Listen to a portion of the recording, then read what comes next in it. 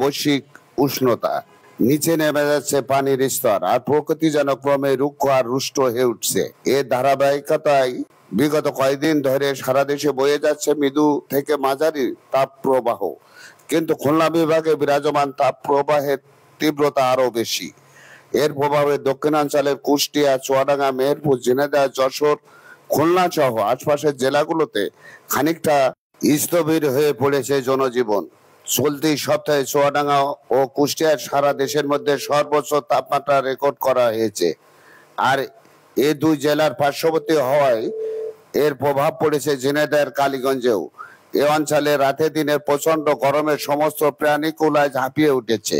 এমন অবস্থায় খুব বেশি প্রয়োজন ছাড়া কেউ বাড়ি থেকে বের হচ্ছেন না। এতে চরম বিপাকে পড়েছেন রিক্সা, ভ্যান চালক সহ এ এলাকার শ্রমজীবী মানুষেরা। রাতে ও দিনে গ্রাম কিংবা শহরে সব স্থানে একই অবস্থা। এমন অবস্থায় শহরের অস্থায়ী শরবতের দোকানগুলোতে রয়েছে মানুষের ভিড়।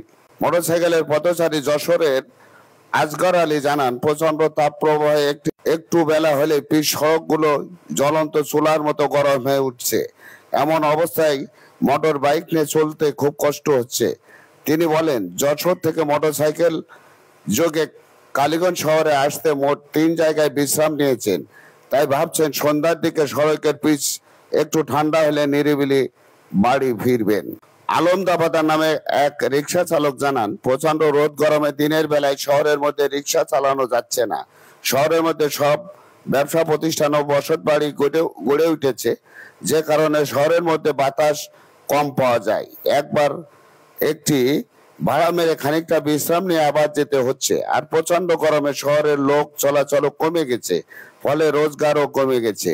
শচীন কুমার দাস নামের একজন নির্মাণ শ্রমিক জানান, তারা সাধারণত টাকায় কন্ট্রাক্ট নিয়ে কাজ করেন, কিন্তু বিগত কয়েকদিনের কাঠফাটা রোদ আর ব্যবসা গরমে কাজ করা যাচ্ছে না। শ্রমিকেরা নিজেরা এমন অবস্থায় কাজে যেতে চাচ্ছেন না, কারণ তারা বলতে চাচ্ছেন নিজের জীবন আগে।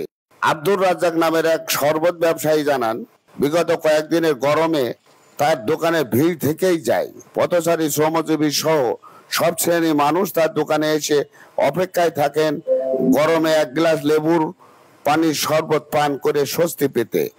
তিনি আরো বলেন, গরমের সময় শরবত বিক্রি বেড়ে যায়, কিন্তু এবছরে বিগত কয়েকদিনের গরমের তীব্রতায় বিক্রি বিগত যে কোনো বছরের তুলনায় অনেক বেশি।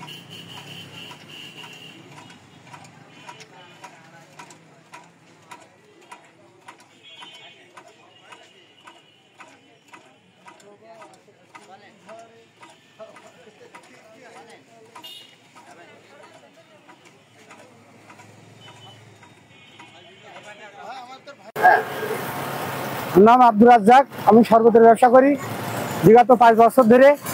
এবারে লেবুর শরবতের খুব চাহিদা, মানুষ গরমে খেয়ে মানুষের আত্মায় শান্তি পাচ্ছে, স্বস্তি পাচ্ছে।